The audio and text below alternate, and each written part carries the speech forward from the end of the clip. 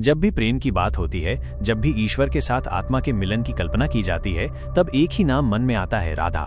राधा जो प्रेम की पराकाष्ठा है, राधा जिनके बिना कृष्ण अधूरे हैं, राधा जिनके बिना भक्ति की अनुभूति अधूरी लगती है।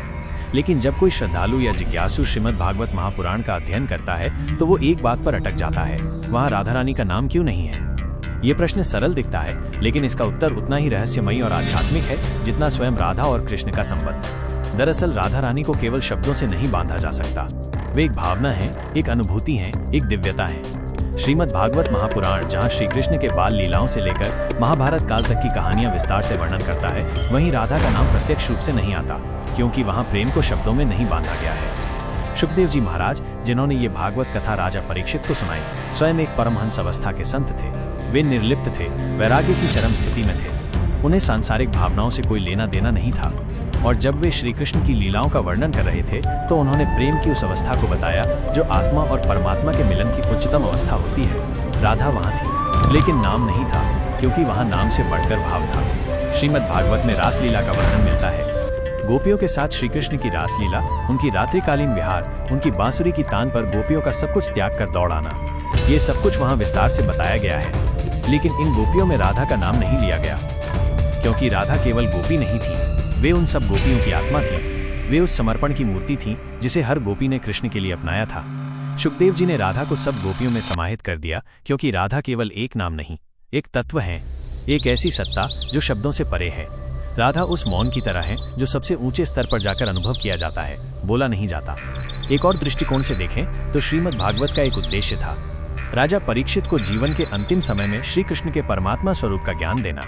वहाँ प्रेम और विरह का अत्यधिक वर्णन किया जाता तो राजा की ध्यानस्थावस्था टूट सकती थी। इसलिए सुखदेव जी ने केवल कृष्ण की दिव्य लीलाओं पर ध्यान केंद्रित किया और राधा को एक रहस्य बनाकर छोड़ दिया, जिसे केवल हृदय से ही अनुभव किया जा सकता है। ब्रह्म वैवर्त पुराण, गरुड़ पुराण, नारद पंचरात्र, गौड़ीय वैष्णव ग्रंथों में राधा का नाम विस्तार से आता है। वहाँ वे रासेश्वरी हैं, कृष्ण की अर्धांगिनी है। वहाँ बताया गया है कि कैसे राधा और कृष्ण एक ही आत्मा के दो रूप हैं। लेकिन श्रीमद् भागवत महापुराण ने राधा को उस स्तर पर रखा जहाँ नाम लेना भी अपवित्र हो सकता था, क्योंकि जब कोई चीज इतनी पवित्र हो, इतनी उच्च हो, तो उसका उच्चारण भी साधारण नहीं किया जा सकता। कुछ विद्वान ये भी कहते हैं कि राधा नाम वास्तव में इतना दिव्य था कि उसे छिपाकर रखा गया, केवल उनके लिए जो उस भाव को समझ सके। भागवत पढ़ने वाले हर व्यक्ति को राधा का नाम न मिले, लेकिन राधा का भाव जरूर मिले, क्योंकि भाव का स्तर नाम से ऊंचा होता है।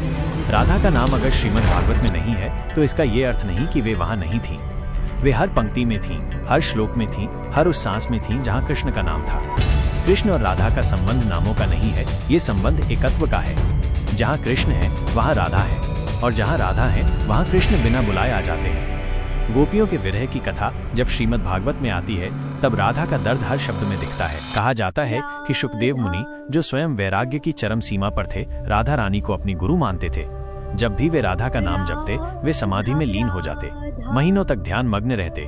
कहते हैं एक बार उन्होंने राधा शब्द का उच्चारण किया और फिर पूरे 6 महीने तक मौन और ध्यान में डूबे रहे। यही कारण था कि सुखदेव मुनि ने भागवत में राधा रानी का नाम स्पष्ट रूप से नहीं लिया, क्योंकि वे जानते थे जहाँ राधा का नाम लिया जाता है वहाँ शब्द मौन हो जाते हैं और आत्मा बोलने लगती है।